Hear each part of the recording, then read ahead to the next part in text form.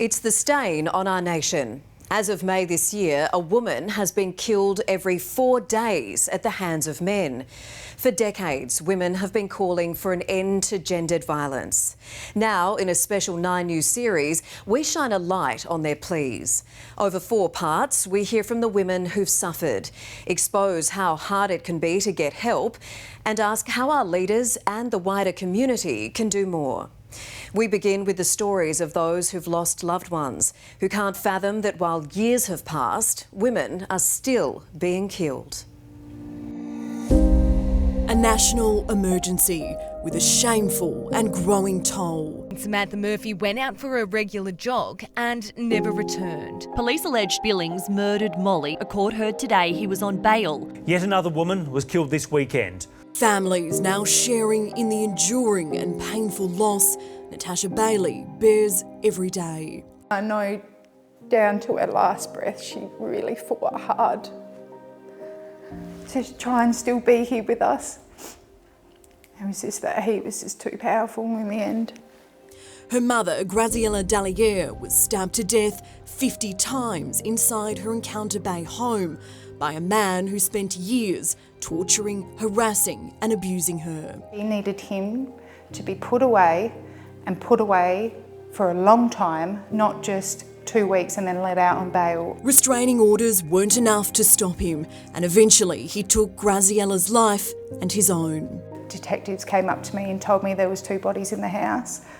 I just remember the first words that came out of my mouth were like, "This is because you guys didn't do your job." It's now 10 years, almost to the day, since her mother's life was cut short. He was just kind and loving. Yeah, it kills me that she's not here anymore. I've missed out on a lot. A daughter now reeling over how this is still happening to women a decade on. It is what it takes. Like, nothing gets done, nothing gets talked about until they're in a body bag. Like, it shouldn't get to that point. I feel a lot of guilt for not doing more. I wish I had known more of what was going on. A guilt she shouldn't be burdened with, but shares with others who've suffered similar tragedies at the hands of violent men. Jasmine had not died at her own hands and in fact had been the victim of a murder. I feel like maybe I didn't guide her properly. I failed to protect her. She was just a kid. In 2021, nursing student Jasmine Kaur warned police she didn't feel safe before the man she broke up with kidnapped her and buried her alive in the Flinders Ranges. It's still hard to accept that she is no more normal with us. Jasmine was just 21 years old, living in Adelaide with her aunt, who's now had to say goodbye to a young woman who begged police for help twice. They don't need to wait until something happens. They need to, protect. They are here to protect. What happened to Jasmine is unthinkable, a calculated and callous murder that sadly isn't an isolated one. Something is not working. System is not working. It's to be changed. These stories are at the far end of this crisis. Across the state, thousands of women are experiencing domestic violence, much of it happening behind closed doors. But data shows a growing number are seeking help.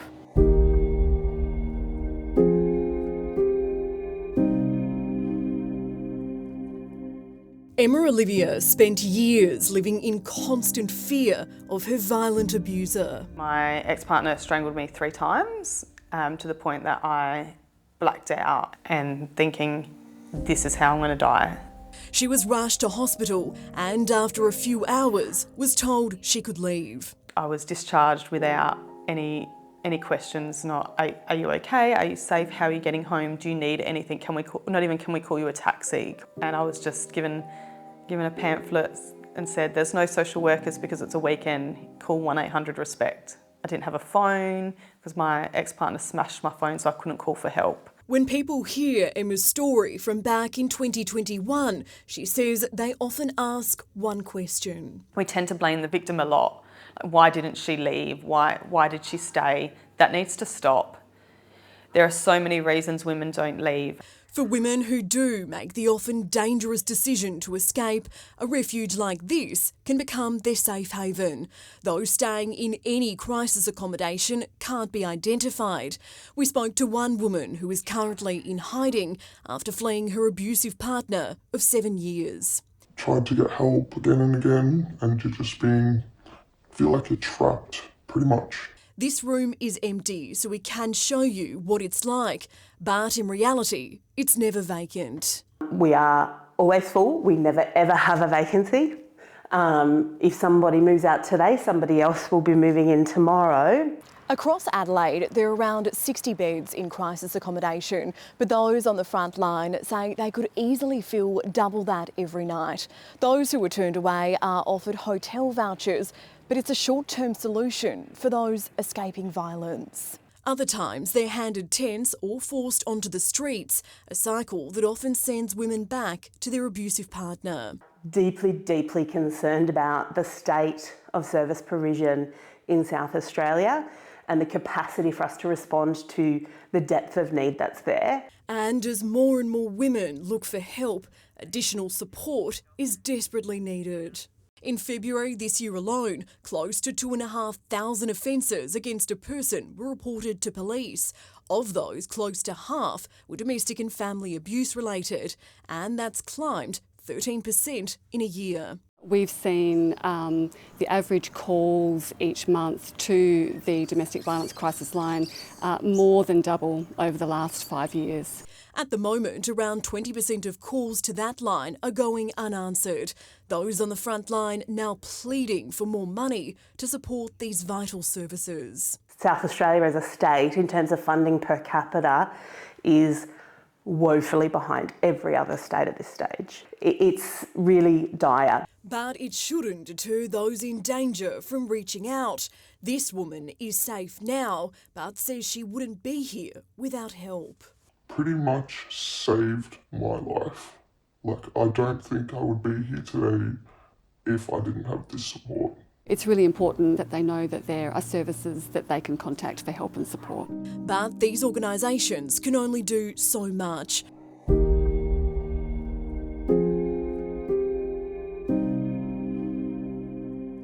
Crime scenes across the state. 4 women's lives taken in just 1 week, allegedly at the hands of men they knew. Not one more! Not one more! We can't live in a society that is as prosperous as the one that we enjoy and have women living in fear that they might lose their life. That can't be tolerated. Those fears fuelling women's desperate cries for change, hoping to reach those in power. What else needs to happen for this situation to change? I'm not sure what the catalyst will be for genuine change right across our community. 10 years ago, Rosie Batty's 11-year-old son was killed by his father. A shocking tragedy that forced domestic violence into the spotlight and triggered Victoria's Royal Commission, which saw hundreds of recommendations to change the system. That horror 7 days in November was South Australia's reckoning to hold our own Royal Commission. It will drive responses in our state so that anyone experiencing violence, no matter who they are or where they live, will get the supports they need. You can't take an intergenerational challenge and fix it in a couple of years, but we've got to begin. And that's what we certainly hope our Royal Commission can do. The Commission will begin in weeks, and while the process is fast-tracked, any outcomes from it are still at least a year away. A long time for those needing help now. And look at another 12 months from there to implement any recommendations. Women and children cannot wait 2 years to get to safety. I think it's important that we're honest about the fact that there isn't a single law change or a single funding announcement that will be made that is going to make this problem go away.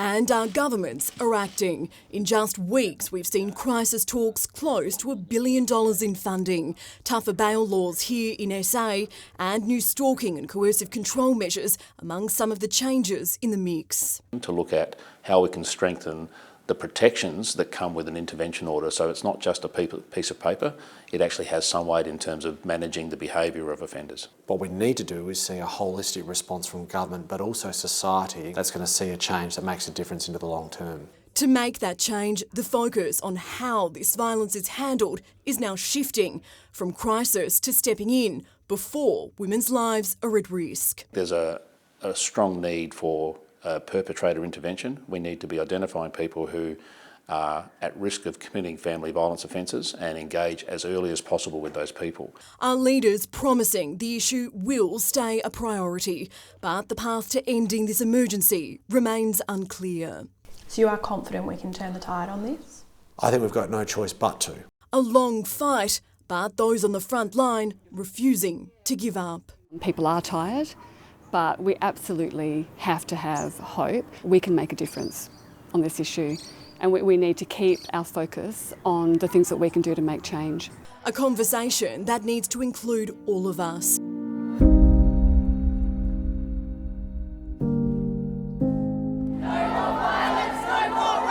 These are the voices of women fighting for their freedom, their safety and their lives. 1, 2, 3, 4, we won't take it anymore! A chorus frustrated and fed up over the epidemic of violence against women.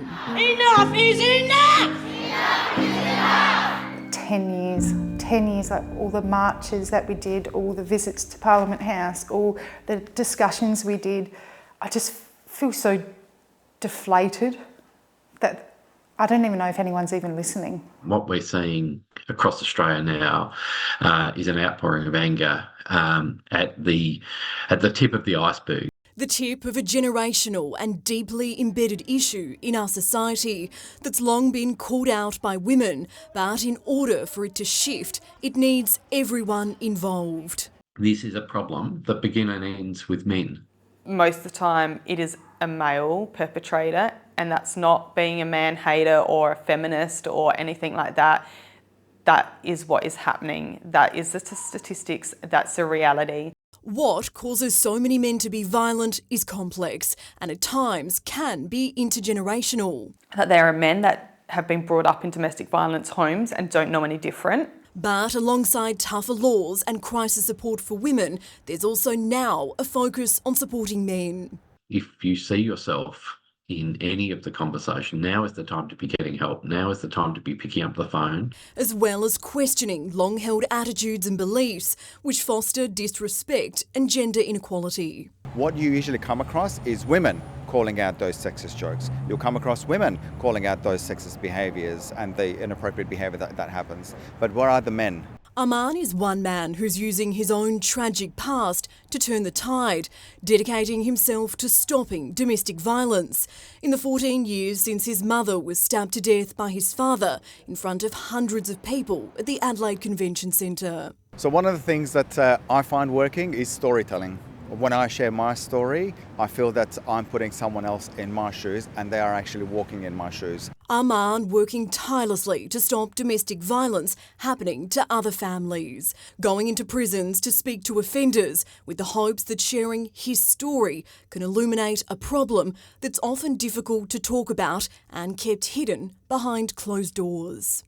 A recent survey found that while most South Australians thought violence against women was a problem, only 38% thought it was a concern in their suburb or town.